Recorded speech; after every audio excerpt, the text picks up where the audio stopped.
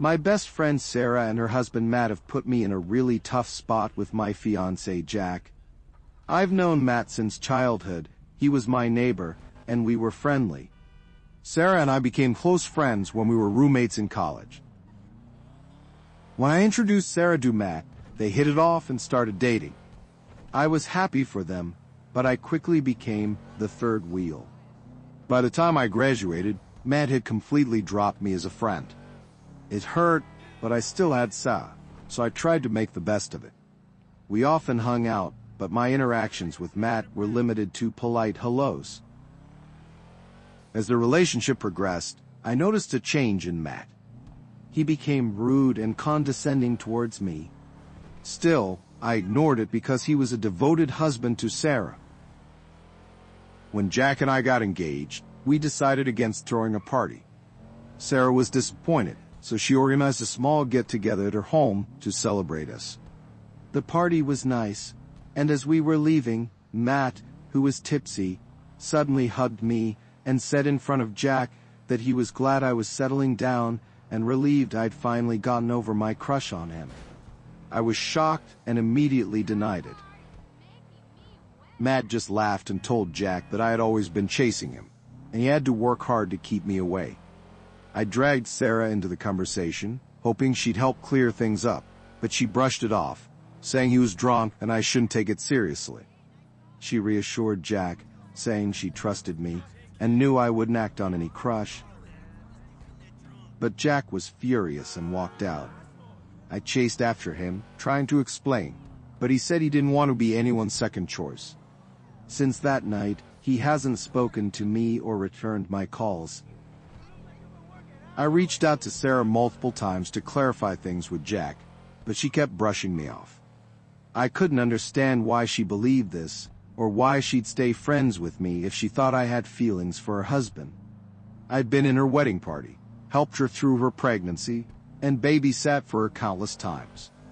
It felt humiliating to think they believed I was pining after someone like Matt. I needed help convincing Jack this wasn't true, but I was also angry at him for throwing away our relationship over what a drunken idiot said. I didn't know what to do about my friendship with Sarah. After some reflection, I talked to Sarah again. I asked her why she thought I had a crush on Matt. She said that when I first introduced them, I had talked him up and gushed about him, which she took as me being into him. I explained that while I was fond of him, it didn't mean I wanted to be with him. I was upset about how she'd leave me out when making plans, not because I wanted Matt. She then revealed that she had been managing the situation by asking Matt to stop talking to me in engineering situations to keep us apart. I asked her to talk to Jack and clear things up, but she refused, saying she didn't want to lie. That frustrated me to no end. She could ignore this imaginary crush for years and manipulate me, but wouldn't help my relationship. I told her I was done being her friend. Looking back, I realized I had always been there for her while she had done little for me. Then came the breakup. I wrote a long letter to Jack explaining my relationship with Sarah and Matt, asserting that I had never pined after any guy and that I loved him. After days of silence, he agreed to meet. He told me he saw two possibilities. Either Matt and Sarah were right, and he didn't want to be my second choice, or they were malicious and messing with me, which showed poor judgment on my part. Either way, he wanted to call off the engagement. He reminded me how often I prioritized Sarah over him, even canceling plans to take care of her sick child. I begged him not to end things, but he wanted a break. After reflecting on his words for a few days, I realized he was right. I had been a clingy friend and a doormat. I had agreed to timelines I wasn't ready for and turned down a job opportunity because he didn't want me traveling for work. I returned his ring and all the gifts he had given me. He was offended, but I couldn't keep them. They felt tainted now. Sarah started calling me after a period of silence. I ignored many of her calls, but eventually answered to tell her about the breakup.